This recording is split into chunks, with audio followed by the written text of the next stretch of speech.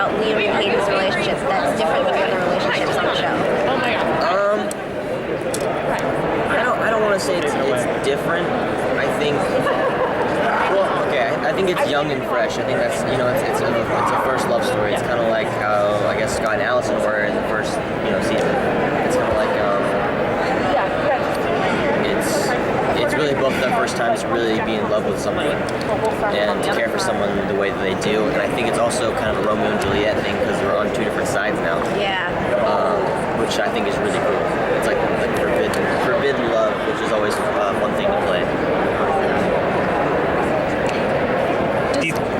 Sorry, go ahead. Thank you. Does Liam forgive Scott now that Hayden's okay, or is there still going to be a lot of anger there? I think immediately after, as soon as Liam realized that Hayden was gone in the finale, he knew what he had just done was completely wrong, and it's funny talking about because it's like so like out of the ordinary. Like just try to kill your best friend because he's a werewolf and you won't save your girlfriend who's dying because she's a chimera. It's crazy shit. It's everyday stuff. So I mean, they're all heightened situations, but immediately after he snapped out of that kind of frenzy, he realized what he had done was completely wrong, and Scott's his alpha, and Scott's helped him grow a lot, and I don't think he has any anger against Scott.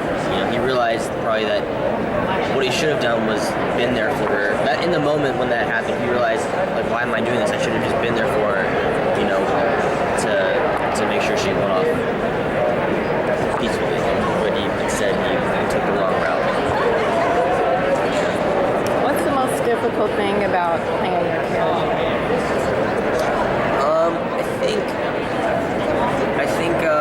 I guess the challenge always when you're on a TV show is because it spans over years, is making sure you see the character grow. Because it's easy to get stuck in the same mentality because you're used to playing that character that way.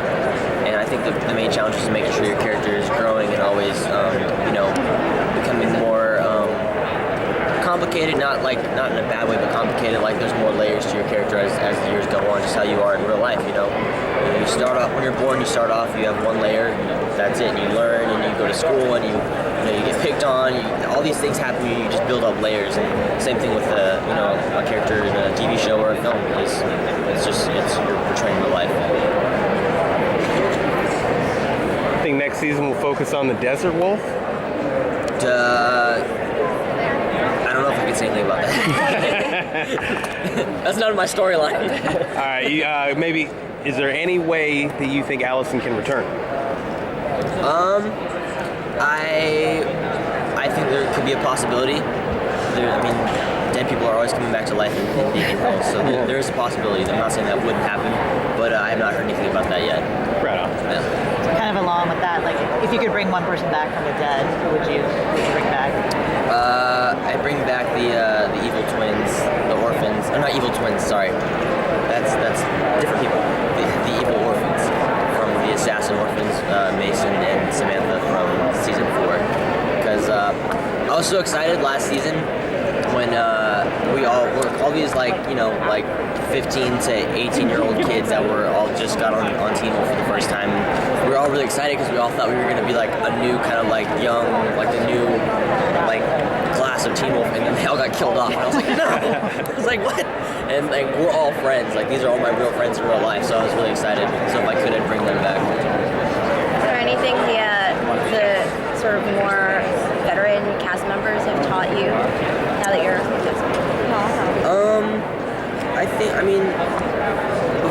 before this, I had done a few, I had done like one Comic-Con, and I had done some, interviews and things like that.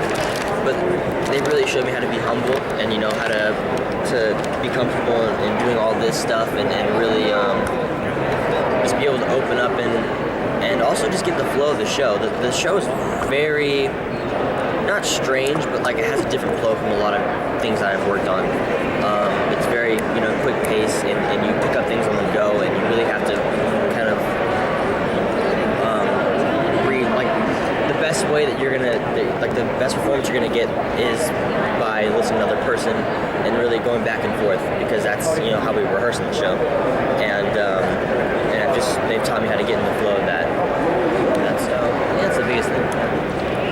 Will Liam continue to struggle with his anger? Has he sort of learned his lesson now that the whole thing with Hayden happened? I think since that was like a breaking point. Like since that happened, now he's come back from it, and he's slowly trying to rebuild himself again. But just like group people grow, they also go up and down. That's just how life goes. So there's always a chance you could go back to that place because it's part of him. It's not just something you can just get rid of.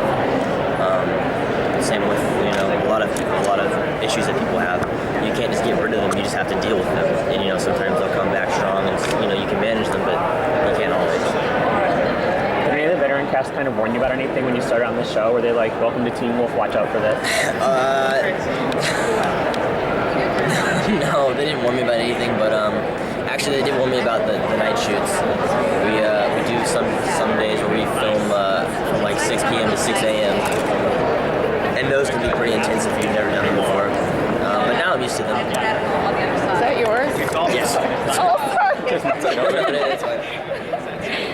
I kind of wanted to take a photo without the cup. Okay. If it was.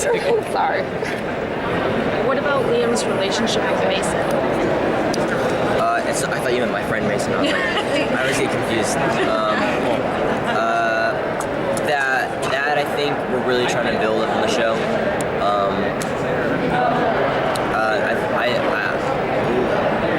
I myself, as an actor and a fan of the show, I view Mason's character as like a really kind of motherly type.